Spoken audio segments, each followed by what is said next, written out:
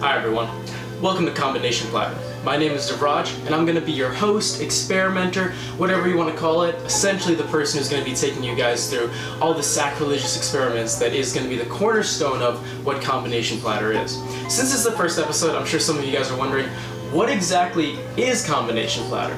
And so to answer that really quickly, the whole idea behind this channel is we're going to be taking recipes and dishes that normally don't have anything to do with each other, and we're going to try and combine them just to see what happens. And so the next question might be, why would you do that, right? So it's really simple, guys. I love food, I love cooking, and I love experimenting. I just love doing things that really don't make any sense, just to see what happens. That's been something that has always been a cornerstone for the way that I cook in general. I've always been the kind of person to just experiment with things. If I see something, I like it, I'll try it out. So I thought with this one, why not just make a channel where the entire point is we take food that is already really good and try and combine it with other food that's really good just to see what happens. It's pretty much the idea here. And there's only one rule to this channel, guys, and that's that we get one try. Whenever you guys see an episode, it's gonna be on the first try. I'm not gonna demo out the combination ahead of time to make sure it tastes good. If it tastes good, that's great. If it tastes bad, so be it. But the whole idea is just to have fun and see what happens, guys. So let's get started with the first episode of Combination Platter. Alright guys, so let's dive right into this. I have all the ingredients laid out over here, right? And what we're going to do is we're going to go through each of them one by one. So the first one we're actually going to talk about is the oxtail itself, alright? So the oxtail I'm showing you guys here, this is what's already prepared. I actually started preparing this earlier in the day because it takes about 5 hours, or at least that's how long I took and decided to cook it. So what I'm going to do really quick is we're going to go back in time and we're going to see how I started it right now. Perfect. So as you guys can see, I have the meat on the side, onions and spring onions. So while I cut the onions, we're going to talk about the meat first. Now the meat was marinated overnight. I marinated it in honey, salt, pepper, garlic powder, allspice, soy sauce, and Worcestershire. I don't know how to say it sauce. You guys get the point. But anyway, the honey was actually a sub-in. It originally called for brown sugar, but since we're already kind of like trying out something kind of crazy, I said, why not? Let's try honey out instead of brown sugar. I was actually pretty pleased with the final product, but if you guys wanted to use brown sugar, it totally makes sense. Now in terms of the protocol right now, it's pretty simple, guys. We're going to take those onions, we're going to fry them up first in a pot.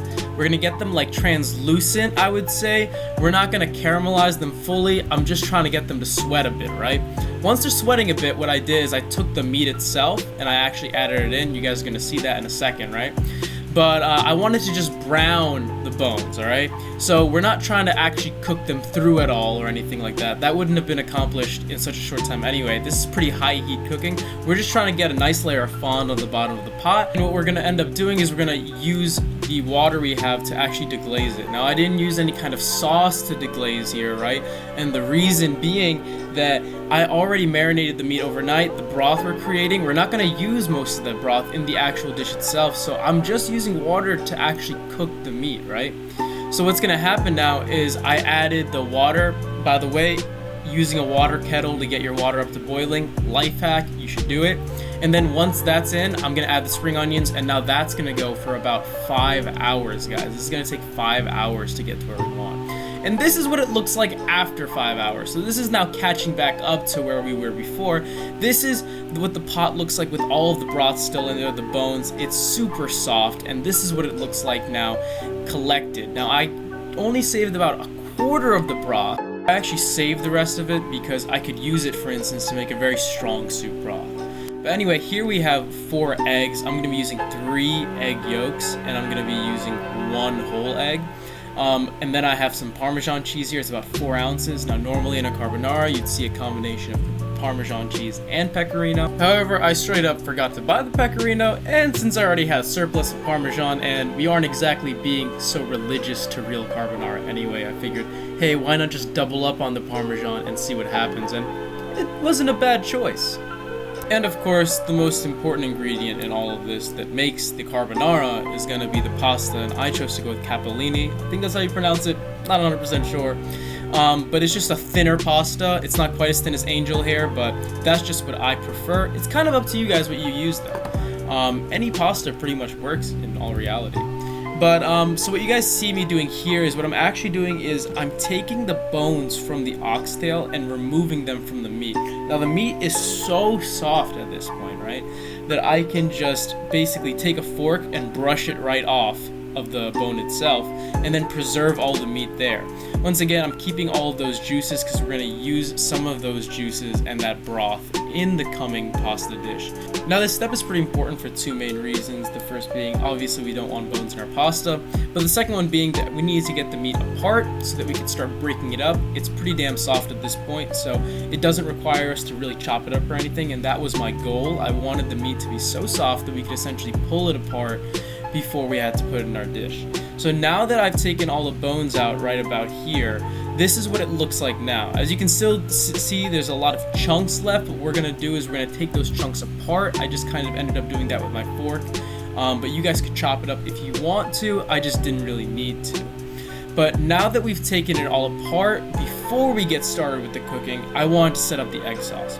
So in the white bowl over there, right, I have the 3 egg yolks and the 1 whole egg, and over there is my Parmesan. What I'm gonna do to make the egg sauce ahead of time is I'm going to start drizzling in Parmesan little by little and mix it very well, right? You could use a whisk, it would probably work a bit better. I used a fork. The point being though is that you just wanna mix it together as well as you can. It's not gonna be a completely homogeneous mix, but that's not such a big deal. So this is what it looked like when I mixed it together. As you can see, it's pretty homogeneous, but it's not like the cheese is dissolved in the mixture. That's okay. And then I started sauteing the meat. So in terms of sauteing the meat, I started off, like I said, with a pretty good amount of broth, and I kept going until I had about that much broth. All the while I had my pasta going, right? And so I saved a little bit of the pasta water, not too much, and I dumped that in with the pasta. The reason being is because a lot of the starch that's left over from the pasta water is actually going to help thicken the sauce once we add it in later on. So this is about the spot where the pasta is pretty much ready. There's a bit of liquid, not a ton of liquid, right? But just enough that we can see a thin film of liquid on the bottom of the pan, right? So at this point, this is when I started mixing everything together, started getting ready, and I added in the egg sauce. Now, before you do this, guys, you need to make sure you kill the heat, right? So you need to make sure, okay, the pasta is exactly where I want it to be in terms of the amount of liquid in the dish itself. Kill the heat, and then you add in your Parmesan egg yolk sauce. And now at this point, you need to start mixing everything together very vigorously, very fast. I kept mixing for about 2 to 3 minutes. You just keep going, and you use the residual heat left in the pan, guys, to cook the egg yolks themselves. Now what you really want to make sure is that you don't want to actually end up with like cooked eggs. That would be the complete opposite of what you want. By adding in everything when the heat is killed and using the residual heat to cook the eggs along with the cheese while mixing everything very vigorously, you're going to end up with an extremely creamy sauce where the egg yolks don't get a chance to set, and so you end up with something that looks like this. And I was really satisfied, guys, let me tell you, when I saw that this was the final product that I came out with. The sauce came out extraordinarily creamy, super rich, and the fat that was left over from the oxtail just emulsified and completely mixed with the egg yolk, right? So here it is, guys. Plating it up. The final step to a carbonara is usually just grating some fresh black pepper right over it, right? Of course, I put the pepper right in front of it while I was plating it up because I am very intelligent. But that is pretty much the final dish. And I know that maybe my pasta serving skills aren't quite the best, but let me tell you guys, it might not be the most visual appealing right there, but it was pretty damn good. And this is where I did the taste test. I was extremely pleased with what I got. If I'm gonna reflect overall in terms of making this dish, Jamaican Oxtail plus Carbonara, I'd say it pretty much got the best of both worlds, right? I was, as you can see, extremely pleased with the flavor. But in terms of the Jamaican Oxtail side, I stuck to mainly only the marinade. I really wanted to just use the flavors of that traditional Jamaican marinade in my oxtail. But other than that, I wanted to let the flavors of the carbonara kind of reign supreme because the carbonara is just so rich. Reflecting back, guys, I'd say the only criticism I have and thing I wish I did differently was I used a bit less oxtail. I used about 6 or 7 small to medium bones of oxtail. However, that was actually more meat than I thought it would be, and it ended up being a bit more rich than I wanted. Remember, with a carbonara like this, the egg yolks and the parmesan are bringing a lot of richness to the table, so a little bit less fat and a little bit less meat actually would have balanced out the dish a bit better. But anyways, that concludes the first episode of Combination Platter. I hope you guys enjoyed this one. Combining two things that I would never normally combine was a pretty fun process, and I'm excited to continue it. So if you guys have any ideas, let me know. Be sure to like, comment, subscribe, and I'll see you guys next time.